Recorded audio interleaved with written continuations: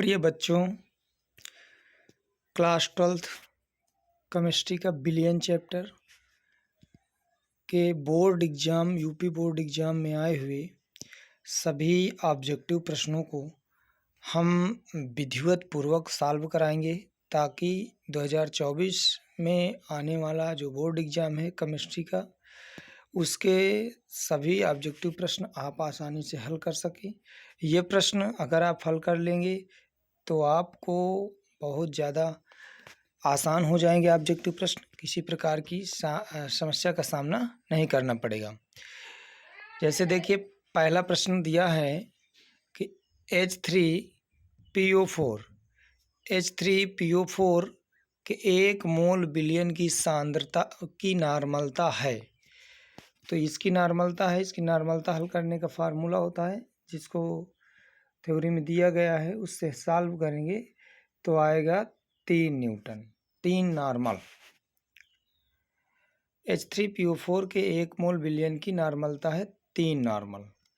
5 litre 2 मोल NaOH billion बनाने के लिए आवश्यक NaOH के मोलों की संख्या है, तो इसमें आएगा 10 मोल। इसको सॉल्व करते चलिए सभी लोग, ताकि आपको किसी प्रकार की दिक्कत का सामना ना करना पड़े। शुद्ध जल की मोलरता है। शुद्ध जल की मोलरता कितनी होती है बच्चों? पढ़ाया हूँ मैं आपको, 55.56। इसको याद कर लीजिए, 55.56। अगला प्रश्न है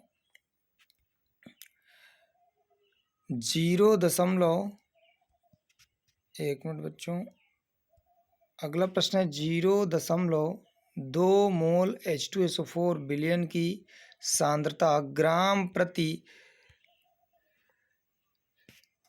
लीटर में होगी, तो इसमें होगी 19.6। Na2CO3 के पांचवा प्रश्न है, Na2CO3 के 0.2 मोल बिलियन के 500 मिलीलीटर बनाने के लिए इसकी उपयुक्त मात्रा है। तो Na2CO3 के 0.2 मोल बिलियन के 500 मिलीलीटर बनाने के लिए इसकी उपयुक्त मात्रा कितनी होगी बच्चों? इसकी उपयुक्त मात्रा होगी 10.6 ग्राम। ये सब कैलकुलेशन करने के बाद वैल्यू निकाली गई हैं बच्चों। इनको आप हल करके चेक भी कर लेंगे। ये मैं आप लोगों को सिर्फ ये बता रहा हूँ कि बोर्ड एग्जाम में जो प्रश्न आए हैं उनका सलूशन, ऑब्जेक्टिव प्रश्न ऐसे आते हैं, इस प्रकार के आते हैं, इसलिए इनको हल करना एक बार ज़रूरी है। आप एक बार इनको ज़रूर हल करें। छठवां प्रश्न दिया है, यदि 0.1 मोल AgNO3 तथा 0.1 मोल NaCl बिलियनों के समान आयतनों को परस्पर मिलाया जाए तो नाइट्रेट आयनों की सांद्रता क्या होगी? तो इसमें आएगा बच्चों 0.05 मोल। सी नंबर सही है। सातवां नंबर दिया है, गन्ने की शक्कर का अणुभार 342 का 5% बिलियन पदार्थ के यक्ष के 1% बिलियन के समपराशरी है। पदार्थ के यक्ष का अणुभार होगा, इसमें बच्चों होगा 68.4। इस तरह के प्रश्न बोर्ड एग्जाम में आते हैं बच्चों। अगला प्रश्न 8वां दिया है, निम्नलिखित में कौन सा अणुसंख्यक गुणधर्म है? अणुसंख्यक गुणधर्म का मतलब होता है बच्चों कि अणुओं की संख्या पर निर्भर करता है, ना कि अणुओं की प्रकृति पर। तो इसमें बच्चों है परासरण दाब। सी नंबर सही इसका, परासरण दाब सी नंबर, ये सी नंबर। तो ध्यानपूर्वक पढ़ते चलिए, इनको हल करते चलिए। आगे आएंगे 9वां प्रश्न में, राउल्ट का नियम संबंधित है। राउल्ट का नियम किससे संबंधित है बच्चों? 9वां प्रश्न है, राउल्ट का नियम संबंधित है वाष्प दाब से। 10वां प्रश्न है, 1 मोलल बिलियन में विलेय का मोल प्रभाज होगा, तो इसमें बच्चों आएगा 0.018। मैंने इनको हल किया है। हल करने के बाद आप लोगों को मैं ऑब्जेक्टिव प्रश्न डायरेक्ट हल करा रहा हूँ, आप लोग इनको हल करिएगा। जो प्रश्न आए कमेंट में प्रश्न नंबर डाल दीजिएगा, मैं उसको आपको विधिवत पूर्वक सॉल्व करके फिर बताऊंगा।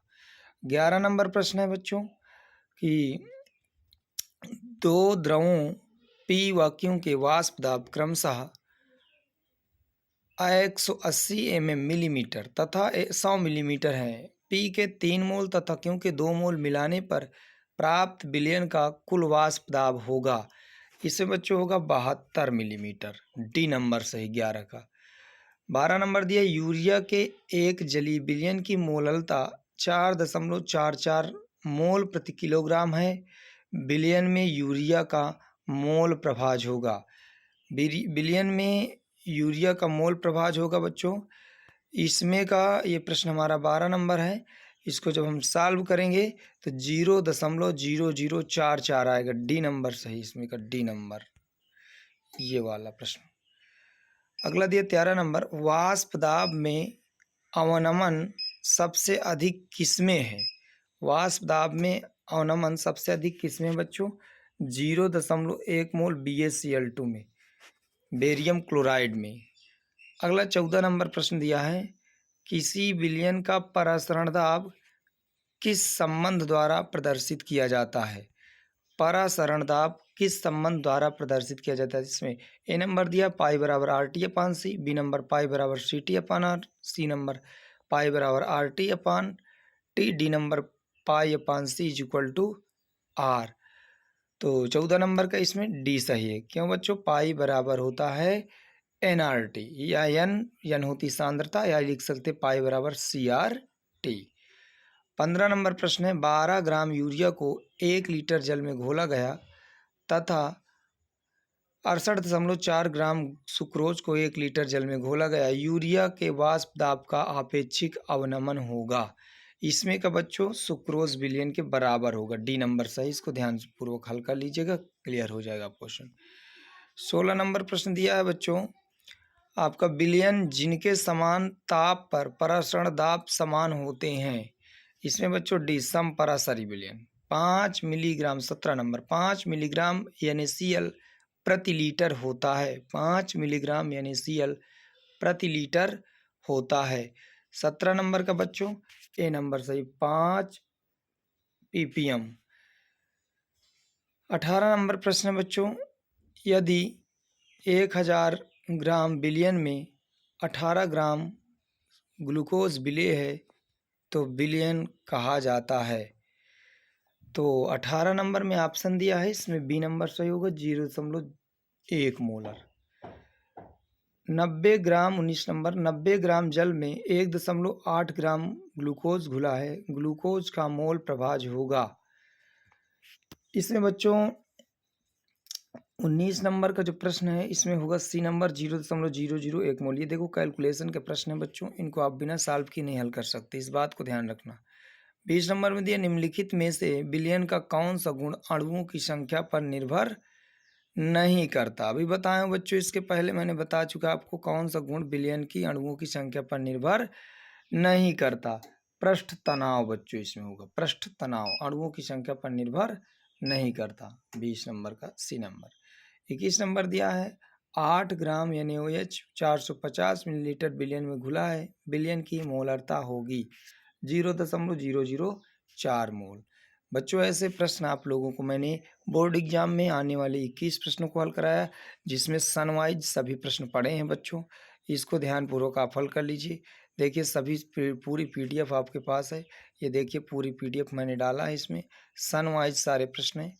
इनको कहीं नोट भी कर लीजिएगा बच्चों, ताकि बोर्ड एग्जाम जब देने जाएं तो उससे पहले आप इनको ज़रूर एक बार सॉल्व कर लें। धन्यवाद बच्चों।